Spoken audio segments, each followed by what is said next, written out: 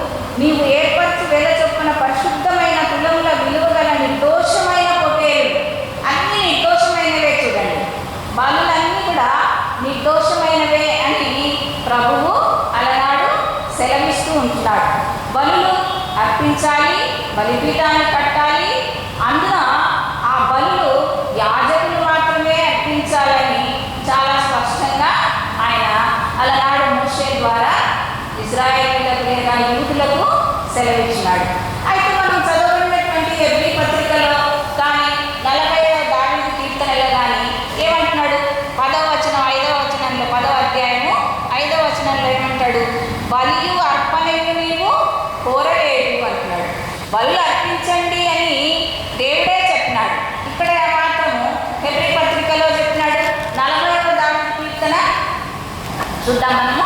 40వ దావీదు కీర్తన 6వ వచనంలో బలులనైనను నైవేద్యములైనను నీవు కోరుకోలేదు అంటున్నాడు. తర్వాత హోషేయ గ్రంథము 6వ అధ్యాయం 6వ వచనంలో ఏమంటున్నాడంటే నువ్వు బలిని కోరువాడు కావాలి కానీ కనికరమును మాత్రమే కోరుచున్నావు. అంటే బలులు ఇవ్వమని చెప్పింది దేవుడే, కానీ ఇక్కడనేమో ప్రవక్తల చేత నీవు బలులను కోరవు, నీవు బలులను కోరవు, బలి కోరితే నేను అర్పిస్తాను అని చాలా చోట్ల రాయబడింది. ఎందుకట్లా రాశారు? ఏమి వ్యతిరేకమైనటువంటి స్టేట్మెంట్లను మనం ఒకసారి గమనించినట్లయితే యెషయా గ్రంథము 1వ అధ్యాయము 11వ వచనంలో, యెషయా గ్రంథము 1వ అధ్యాయము 11వ వచనంలో విస్తారమైన నీ బలులు నాకేలా, దహన బలులకు పొట్టేలును బాగా వేసిన దూడల ప్రభువును నాకు వెక్కసమాయను అంటున్నాడు. ప్రభువు సెలవిచ్చి వాళ్ళు బలులు అర్పిస్తుంటే ఆ బలులు ఈయనకు వెక్కసమైనాయంట. అంటే వెగటగలుగుతున్నాయి. వీళ్ళు ఎందుకలా వెగటగలుగుతున్నాయి అంటే అపోస్తుడైన పౌలు హెబ్రీ పత్రిక 10వ అధ్యాయంలో చాలా స్పష్టంగా మాట్లాడుతున్నాడు. 10వ అధ్యాయం 1వ వచనాన్ని మనము చదివినట్లయితే ధర్మశాస్త్రం రాబోతున్న మేలుల ఛాయగలదియే కానీ ఆ వస్తువుల నిజస్వరూపం కలది కాదు కనుక ఆ యాజకులు ఏటేటా ఎడతెగకుండా అర్పించు ఒకటే విధమైన బలులు వాటిని తెచ్చువారికి ఎన్నడూ సంపూర్ణ సిద్ధి కలుగజేయలేదు. బలులు అర్పిస్తున్నారు, ఏటేటా అర్పిస్తున్నారు, తిరిగి పాపం చేస్తున్నారు, మళ్ళీ అర్పిస్తున్నారు. కాబట్టి సంపూర్ణంగా వారి పాపము తొలగింపబడలేదు. ప్రభువుకు దేవునికి ఆ బలులన్నీ వెక్కసమైన అందుకనే మన టాపిక్ బలి కన్నా విధేయత మిన్న. విధేయత అంటే ఏంటి అని మనం ఒకసారి ఆలోచించినట్లయితే వినయము విధేయత రెండు ఒకటే కదా.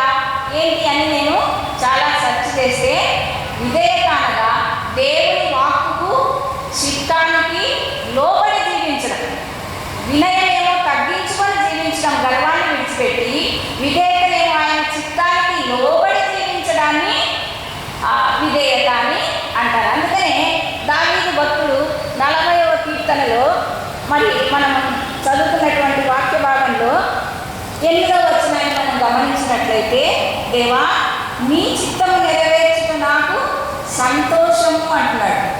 మనము డెఫినేషన్లో విధేయత అంటే ఆయన చిత్తానికి లోబడి ఉండడం.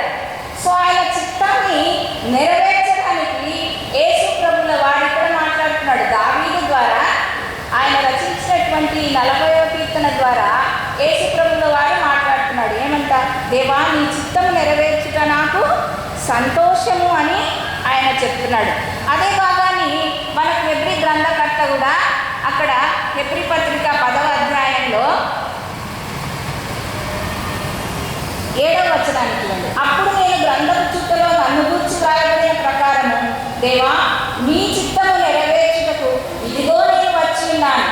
ఎట్లా వస్తున్నాడు చూడండి. ఆయన 5వ వచనం చివరి భాగాన్ని మనం చదివినట్లయితే నాకు ఒక శరీరంలో అమర్చి ఉన్నావు, కీర్తనకారుడైతే నాకు చెవులు నిర్మించి ఉన్నావు అంటున్నాడు.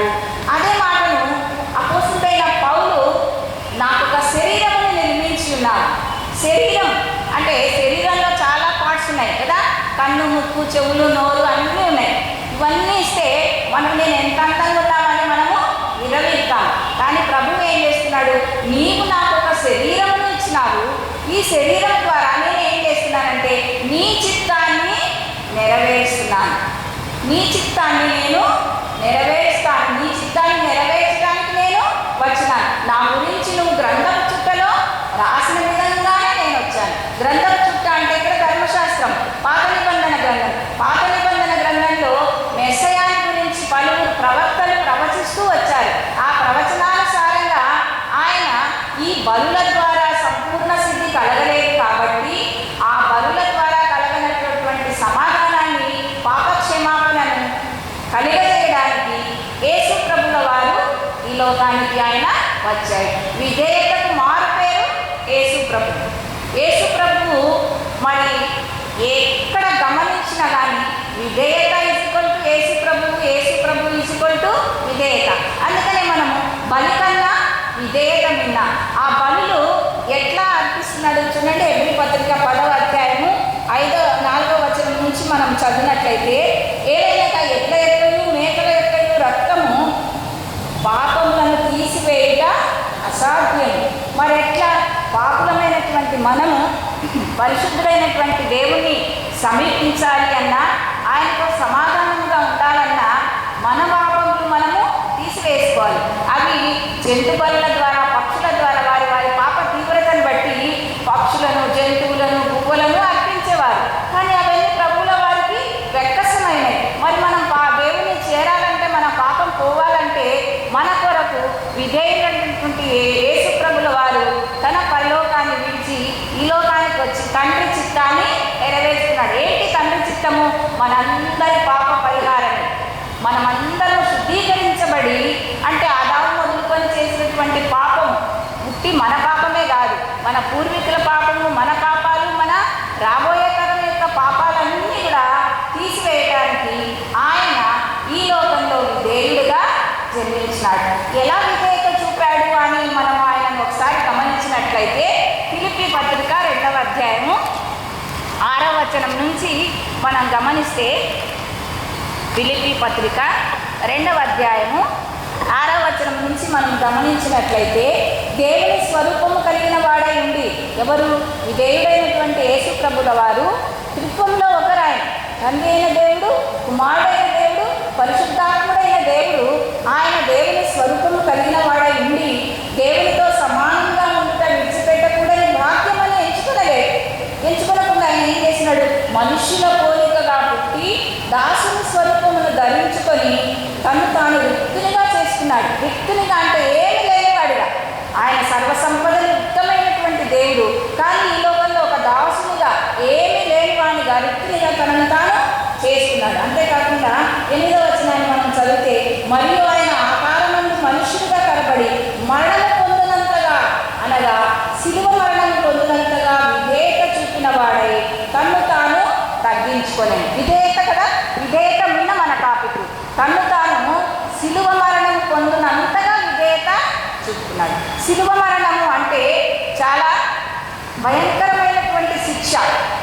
మహాఘోరమైన నేరాలు చేసినటువంటి వారికి వేసేటటువంటి, రోమా ప్రభుత్వం వేసేటటువంటి కఠినమైన శిక్ష. మన దేశంలో ఉరిశిక్ష ఎలాగో ఆ రోమా ప్రభుత్వంలో శిలువ మరణం అలాగే. కానీ ఈయన ఏ నేరము చేయలేదు, ఏ తప్పిదము ఆయనలో లేదు.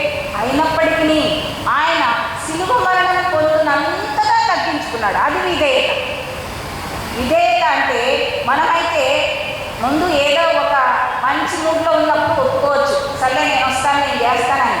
కానీ ఆ ఎదురయ్యే కష్టాలకు మనం వెనక్కి వెళ్తాం.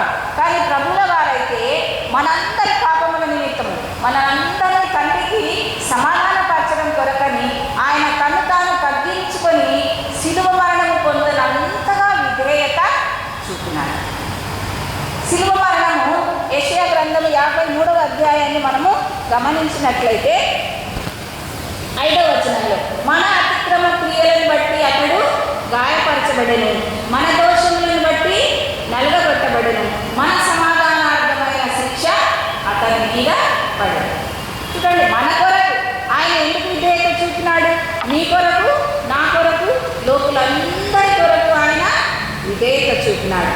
మరి ఎబ్రీ పత్రిక 10వ అధ్యాయంలో మనము గమనిస్తున్నాం కదా. ఈ 10వ అధ్యాయంలో మనము ఇంకా కంప్లీట్గా చదువుకున్నట్లయితే ఆయన ఏమంటాడంటే, 8వ వచనం, బలులు, అర్పణలు, పూర్ణ హోమములను, పాప పరిహారార్థ బలును నీవు కోరలేదనియు, అవి నీకు ఇష్టమైనవి కావనియు పైన చెప్పిన తర్వాత ఆయన నీ చిత్తము నెరవేర్చుటకు ఇదిగో నేను వచ్చి ఉన్నానని చెప్పుచున్నాడు. ఇవన్నీ ధర్మశాస్త్రము చొప్పున అర్పింపబడుచున్నవి. ఆ రెండవ దానిని స్థిరపరచుటకు మొదటి దానిని కొట్టివేయుచున్నాడు. మొదటిది ఏది? మోషే ద్వారా బలులు అర్పించాలి.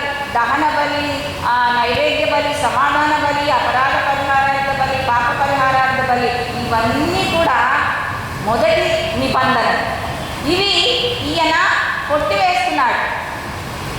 ఎలా కొట్టివేస్తున్నాడో మనం ఒకసారి గమనించినట్లయితే ఆయన సంపూర్ణంగా సిలువలో తన ప్రాణాన్ని, మామూలుగా అయితే ఈ నైవేద్యాలన్నీ ఒక యాజకుడు అర్పించాలి. పాపి యాజకుడి దగ్గరికి వస్తే యాజకుడు బలులు అర్పించాలి. యాజకుడు ప్రజల కొరకు బలులు అర్పిస్తూ తన కొరకు కూడా బలులు అర్పించుకోవాలి. కానీ ఇక్కడ యేసుప్రభుల వారు తానే తన ప్రాణాన్ని ఆయన అర్పిస్తూ ఉంటున్నాడు. చూడండి 10వ వచనం, హెబ్రీ పత్రిక 10వ అధ్యాయం 10వ వచనంలో యేసుక్రీస్తు యొక్క శరీరం ఒక్కసారియే బడుట చేత ఆ చిత్తమును బట్టి మనము పరిశుద్ధపరచబడి ఉన్నాము. ఒక్కసారి ఆయన శరీరాన్ని మనందరి కొరకు సిలువలో అర్పిస్తున్నాడు. ఆ అర్పిస్తూ మరి ఈయన ఈ 5 రకాల బలులు చెప్తున్నాం కదా, ఆ బలులన్నిటినీ ఆయన నెరవేరుస్తున్నాడు. ఎలా నెరవేరుస్తున్నాడో చూద్దాము. ఒకసారి మనం గమనించినట్లయితే మొదటిది దహన బలి అనుకున్నాం కదా. దహన బలి గోవులలోనికి అయితే నిర్దోషమైన మగదానిని తీసుకురావాలి కదా. మరి ఈయన దోషం లేనటువంటి వాడు. గోవు మనము గమనించినట్లయితే గోవును అది ఎదురు చెప్పకుండా పని చేసుకొని పోయే స్వభావానికి సూచన గోవు. ఆ గోవు ఏ విధంగా అయితే ఎదురు చెప్పకుండా తన పని తాను చేసుకుంటుందో అలాగే యేసుప్రభుల వారు కూడా తనను హింసించే వారికి, అపహసించే వారికి ఏమాత్రము ఎదురు చెప్పకుండా తాను సిలువలో బలియాగం అవుతున్నాడు. ఆ గోవు ఏ విధంగా ఎదురు చెప్పకుండా పని చేసుకునే స్వభావము యేసుప్రభుల వారికి కూడా అది ఎదురు చెప్పకుండా ఆయన. అందుకనే ఒక పాట ఉంది, పాలుగారు దేహంబు పైన పాపాత్ముల కొరడాలెన్నో, పాలుగారు దేహంబు పైన పాపాత్ముల కొరడాలెన్నో, నాట్యమాడినాయి నడివీధిలో నిలిపాయి, నాట్యమాడినాయి నడివీధిలో నిలిపాయి, నోరు తెరువలేదాయే ప్రేమ, బదులు పలుకలేదాయే ప్రేమ. నోరు తెరవలేదండి. ఆయన కొట్టేవారికి తన వీపును అప్పగించాడు, గడ్డలు పెట్టేవారికి తన చెంపలను అప్పగించాడు, తలలో ఉన్న కిరీటం, కాళ్ళ చేతులలో మేలు, పిడిగుడ్డులు, ఎన్ని అపహాస్యం చేస్తున్నారు, చివరికి ఉమ్మి వేస్తున్నారు. అయినప్పటికీ ఆయన అంటే మనం తప్పు చేస్తే సహిస్తామేమో, కానీ ఏ దోషము లేనటువంటి యేసుప్రభుల వారు విధేయత ఎందుకు చూపుతున్నాడంటే నిన్ను నన్ను పరిశుద్ధపరచడానికి, తండ్రితో సమాధానం పరచడానికి ఆ దహన బలి రూపంగా తానే తాను అర్పించుకున్నట్టుగా మనము గ్రహించవచ్చు. రెండవ బలిని మనం గమనించినట్లయితే నైవేద్య బలి. నైవేద్యం అంటే నివేదించడం, దేవుడి దగ్గరికి తేవడం. ఏం తేవాలి? అది గోధుమ పిండి, నూనె, సాంబ్రాణి, ఆ 3 దేవుడి దగ్గర అర్పించాలి. గోధుమ పిండి మనం గమనించినట్లయితే ఆయన యోహాను సువార్త 1వ అధ్యాయము 24వ వచనంలో గోధుమ పిండి భూమిలో పడి చావకుండిన ఎడల అది ఒంటరిగానే ఉండును, అది చచ్చిన ఎడల విస్తారంగా పండు. గోధుమ అందించే ఎవరో కాదండి, ఇక్కడ విధేయుడైనటువంటి యేసుప్రభుల వారు. యేసుప్రభుల వారు మరణించినందువల్లనే మన పాప పరిహారము జరిగింది. సో ఆయన మరణించి నిన్ను నన్ను మరి జీవంలోకి దాటించున్నాడు. రెండవదిగా ఆ నైవేద్య బలిలో మనము గమనించినట్లయితే యోహాను సువార్త 6వ అధ్యాయము 35వ వచనంలో జీవాహారం నేనే అంటున్నాడు. జీవాహారము అంటే ఆ యూదుల యొక్క ఆహారం రొట్టె. ఆ రొట్టె ఎలా తయారు చేస్తారు? ఆ ధాన్యాన్ని దంచి నలగగొట్టి నూరి పిండిగా చేసి రొట్టెలు కొట్టారు. ఆ విధంగానే యేసు ప్రభువును కొరడాలతో కొట్టారు, హింసించారు, అపహసించారు, ఉమ్మివేశారు, పిడిగుద్దులతో ఆయనను నూరి ఆయనను ముజ్జుగుజ్జు చేశారు. ఆ విధంగా దేవుడు ఆ యొక్క బలిని నెరవేర్చుకున్నాడు. తర్వాత నూనె, రెండవదిగా నైవేద్య బలిలో 3వ వస్తువు నూనె. నిర్గమాకాండం 27వ అధ్యాయం 20వ వచనంలో ఈ నూనె పరిశుద్ధాత్మకు సూచనగా ఉంది. యేసుప్రభుల వారు బాప్తిస్మం తీసుకుని యోహాను చేత బయటకు వస్తున్నప్పుడు పరిశుద్ధాత్మ పావురం వలె ఆయన మీదికి దిగి వచ్చింది. పరిశుద్ధాత్ముడు దేవుడు తన సేవ కొరకై యేసుప్రభుల వారిని పరిశుద్ధాత్మతో అభిషేకించినాడు. సో ఆయన పరిశుద్ధాత్మ కలిగినటువంటి వాడు. నీ కొరకు నా కొరకు ఆయన సిలువలో ఈ రెండవ బలిని ఆయన పరిపూర్ణం చేస్తున్నాడు. మూడవదిగా మనం గమనించినట్లయితే సమాధానార్థ బలి. సమాధానం లేదు. పాపులమైనటువంటి మనకు పరిశుద్ధుడైనటువంటి దేవునికి సమాధానం లేని స్థితిలో ఉన్నాం మనం. అప్పుడు సమాధానం కలగజేయడానికి ఆయన మామూలుగా అయితే దహన బలిలో నిర్దోషమైన మగదానిని మాత్రమే అర్పించాలి. కానీ సమాధాన బలిలో అర్పించినది ఆడదే కానీ మగదే కానీ కావచ్చు. అది గోవుల దొందైనా పక్షుల దొందైనా ఏదైనా. అంటే ఆడవారికి మగవారికి కూడా దేవుడితో సమాధానం కలగచేయటకు ఆయన ఒక్కడే సిలువలో బలియాగమైపోయి ఆ 3వ బలిని ఆయన పరిపూర్ణ చేస్తున్నాడు. 4వదిగా అపరాధ బలి. ఈ పాప పరిహారార్థ బలి ఇది లేవియాకాండం 4వ అధ్యాయం 3వ వచనంలో ఉంది. ఇతరుల పాపాలు, యాజకుల పాపాలకై నిర్దోషమైన కోడెదూడను అర్పించాలంట. కోడెదూడ అంటే మంచి వయసులో ఉండేటటువంటి జంతువు. యేసుప్రభుల వారు కూడా 33.5 సంవత్సరముల వయసు మంచి యవన ప్రాయంలో తన నిర్దోషమైన నిష్కలంకమైన యవన రక్తాన్ని నీ కొరకు నా కొరకు ఆ సిలువలో ఆయన కార్చాడు. మనందరి కొరకు ఆయన నలగగొట్టబడ్డాడు. తండ్రి చిత్తాన్ని నెరవేరుస్తున్నాడు. విధేయుడుగా మన ముందు ఉంటున్నాడు. తర్వాత 5వదిగా అపరాధ పరిహారార్థ బలి. లేవియాకాండం 5వ అధ్యాయం 15వ వచనంలో మరి ఇది నిర్దోషమైన పొట్టేలును అర్పించాలి. నిర్దోషమైన పొట్టేలు కూడా చాలా రోషం కలది కదా, బలం కలిగినటువంటి. అలాంటి యేసు ప్రభుల వారు మరి ఆయనకి మనము హెబ్రీ పత్రిక 7వ అధ్యాయం 26వ వచనాన్ని గమనించినట్లయితే పవిత్రుడును నిర్దోషియు నిష్కల్మషుడును పాపులలో చేరక ప్రత్యేకముగా ఉన్నవాడును ఆకాశ మండలం కంటే మిక్కిలి హెచ్చైన వాడునైన ఇట్టి ప్రధాన యాజకుడు మనకు సరిపోయినవాడు. ఆయన ఈ పనులన్నిటినీ మన కొరకు సిలువలో ఆయన పూర్తి చేసినాడు. సిలువలో ఆయన సహించినాడు. సిలువ మరణం అంటే చాలా అవమానకరమైనది, భయంకరమైనది, నీచమైనది, త్యాగపూరితమైనటువంటిది. అలాంటి సిలువ మరణాన్ని ఆయన పొంది ఈ 5 బలులను కూడా సమాప్తి చేసి దేవుడితో నీకు నాకు సమాధానం కలగజేశాడు. ఆ విధంగా ఆయన విధేయుడిగా ఉన్నాడు. 40వ దావీదు కీర్తనను మనం ఒకసారి పరిశీలించినట్లయితే చూడండి, ఆయన ఆ దేవుని చిత్తాన్ని ఎలా నెరవేరుస్తున్నాడో మరి మన కర్తవ్యం మనము జ్ఞాపకం చేసుకోవాలి. నిజమే, మనమైతే పుట్టుకతో పాపం, మన తలంపులు పాపయుక్తమైనవి, మన చూపులు పాపయుక్తమైనవి, మన మాట పాపయుక్తమైనవి. కానీ పరిశుద్ధమైన దేవుడు మనల్ని పరిశుద్ధంగా చూడాలని అనుకుంటున్నాడు. మరి ఆయన చిత్తాన్ని యేసుప్రభుల వారు నాకు చెవులు నిర్మించున్నావు, నాకు శరీరం నిర్మించున్నావు, నేను నీ చిత్తం నెరవేర్చడానికి వచ్చాను అంటున్నాడు. మరి మనకు కూడా దేవుడు శరీరంలో అన్ని అవయవాలను చాలా చక్కగా అమర్చినాడు. మరి మనము మన శరీరం ద్వారా అతిశయిస్తున్నామేమో, మనల్ని మనము హెచ్చించుకుంటున్నామేమో, కానీ మనకు ఒక విధి ఉంది, ఆయన చిత్తము నెరవేర్చడం. యేసుప్రభుల వారు ఎలా తీర్చాడంటే చూడండి, 9వ వచనం, 40వ దావీదు కీర్తన 9వ వచనంలో నా పెదవులు మూసుకునక మహాసమాజంలో నీతి సువార్తను నేను ప్రకటించి ఉన్నాను. నీతి సువార్త ప్రకటించినాడు. నీతివంతుడైనటువంటి దేవుడి వార్తనే నీతి సువార్త. యేసుప్రభుల వారు నీ కొరకు నా కొరకు తన వైభవాన్ని వదులుకొని ఈ లోకంలో దీనిగా జన్మించినాడు. మనందరి పాపం నిమిత్తము సిలువలో మరణించినాడు. తిరిగి సజీవుడై ఆయన లేచినాడు. అదే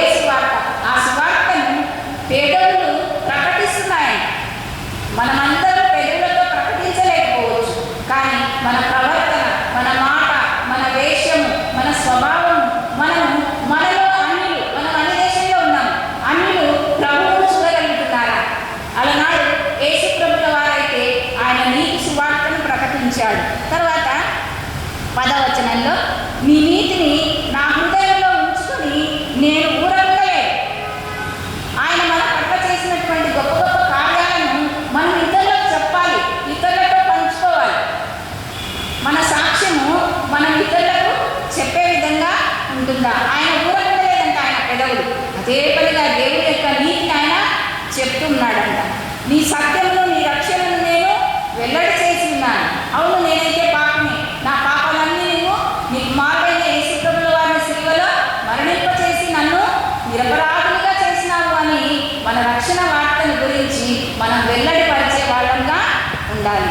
మరి నీ కృపను నీ సత్యమును మహాసమాజమునకు తెలుపక నేను వాటిని మరుగు చేయలేదు, నేను దాచిపెట్టలేదు. దేవుడు మనకు మేలు చేసుకుంటాడు, ఎన్నో మేలు. నిజంగా మన పూర్వీకులతో మనం పోల్చుకుంటే మనం ఎంతగానో హెచ్చింపబడ్డాం. మరి మనము మన యొక్క అభివృద్ధిని, దేవుడు మన పట్ల చేసినటువంటి గొప్ప కార్యాలను మనము ఇతరులకు చెప్పగలుగుతున్నామా? ఆయన చిత్తం అది. ఆయన చిత్తాన్ని నెరవేర్చడానికి యేసుప్రభుల వారి విధేయుడై ఆయననే సువార్త చెప్పినప్పుడు మనం చెప్పవలసినటువంటి బాధ్యత మనది ఉందా? మనము విధేయుడైనటువంటి బలి కన్నా విధేయకమైన, అయ్యా మీరు బలిలో అర్పించాల్సిన పని లేదు, మీరు విధేయత కలిగి ఉండండి. విధేయుడైనటువంటి యేసుప్రభుల వారి తండ్రి చిత్తానికి లోబడి తాను విధేయత చూపించాడు.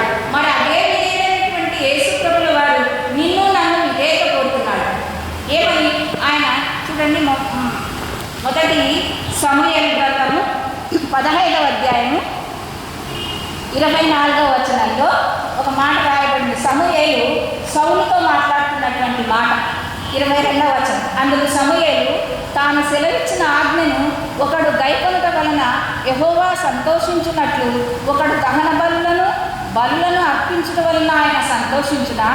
ఆలోచించుము. బలులు అర్పించుట కంటే ఆజ్ఞను గైకొనుటయు పొటేళ్ల ప్రభు అర్పించుట కంటే మాట వినుటయు శ్రేష్టము.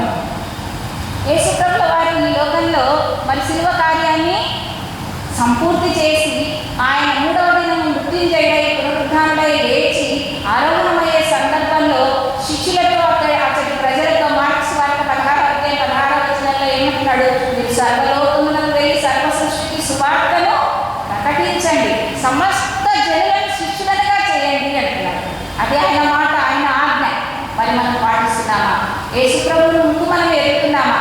నేనేది ఎరగను, మా పూర్వీకుల నుంచి మేము క్రిస్టియన్స్మే, మా తాత చర్చి కట్టించినాడు తెలుసా, మా నాన్న చర్చి నడిపించేవాడు తెలుసా అని మనం చెప్పుకోవచ్చు.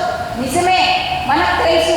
కానీ ఇప్పుడు మన ప్రధాని ఎవరంటే నరేంద్ర మోదీ భారతదేశ ప్రధాని, 17వ ప్రధాని అని మనం చెప్పుకోవచ్చు. తెలవడం వేరు, వ్యక్తిగతంగా మనకు సంబంధం ఉండేటటువంటి తెలవడం వేరు. వ్యక్తిగత పరిచయం ఉందా నీకు?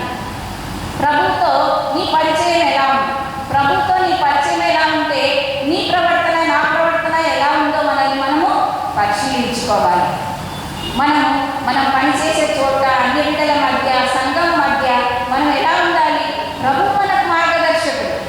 ఆయన ఈ లోకంలో బురద లాంటి పాపంతో కూడినటువంటి ఈ లోకంలో ఆయన ఒక సరస్సులో బురదలో పుట్టినటువంటి ఒక కలువపుష్పము, బురద అనుకోకుండా నీళ్లు, బురద ఎంత పైకి ఉంటే అంత పైకి వచ్చి ఎలా వికసించి సువాసన ఇచ్చి ఆకర్షణ ఇస్తుందో, ఈ పాపలోకంలో ఐక్యు లాంటి ఆశలు కలిగినటువంటి ఈ లోకంలో ఒక క్రైస్తవునిగా, ఒక విశ్వాసిగా మనం కూడా ఈ లోక పాపము అంటుకోకుండా మనం నిష్కలంకంగా మనం జీవించే వారుగా ఉంటున్నామా? ఏ విషయంలో మనం తప్పిపోతున్నాము? మన ప్రార్థనా జీవితం ఎలా ఉంది? మనం ప్రభువు నీతిని ప్రకటించగలుగుతున్నామా? మనము సువార్త చెప్పేటటువంటి గురుతర బాధ్యత దేవుడు మన మీద పెట్టాడు. మనకు ఎవరికి లేని గొప్ప భాగ్యం మనకు ఆయన శిలువ శ్రమలను ధ్యానించడం.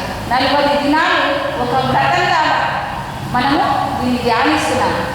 మరి ఇన్ని ధ్యానాలు చేస్తున్నప్పుడు ప్రభువు నీతో నాతో మాట్లాడినటువంటి మాటలు మన హృదయంలో నిలుపుకున్నాము. ఆయనైతే నా హృదయంలో నిలుపుకున్నాను అని సెలవిస్తూ ఉంటున్నాడు. మరి మనము ఆయన హృదయంలో నిలుపుకుంటున్నామా? చివరిగా మనం ఎబ్రీయులకు రాసిన పత్రిక 10వ అధ్యాయాన్ని ఒకసారి చదివి ముగించుకుందాము. 10వ వచనం, యేసుక్రీస్తు యొక్క శరీరము ఒక్కసారి అర్పించబడుట చేత ఆ చిత్తమును బట్టి మనము పరిశుద్ధపరచబడి ఉన్నాము. మనకు పరిశుద్ధం, మనలో ఏ పాపం లేదు. మనము దేవుని నమ్మి విశ్వసించి ప్రార్థించిన ఎడల ఆయన మన పాపాలన్నీ పరిహరిస్తాడు. తన ప్రియకుమారుడు దేవుడైనటువంటి యేసుక్రీస్తుల వారి రక్తంతో మనము పరిశుద్ధపరచబడి ఉన్నాము. కాబట్టి మనము ఇప్పుడు నుంచి మన పరిశుద్ధంగా దేవునికి ఇష్టమైన జీవించడానికి ప్రయత్నం చేద్దాం. అట్టి కృప దేవుడు మనందరికీ కలుగజేయను గాక. ఈ అవకాశం ఇచ్చినటువంటి పాస్టర్ గారికి మరి కమిటీ వారికి మీకు అందరికీ కూడా వందనాలు చెల్లిస్తూ ముగిస్తున్నాను. ఆమె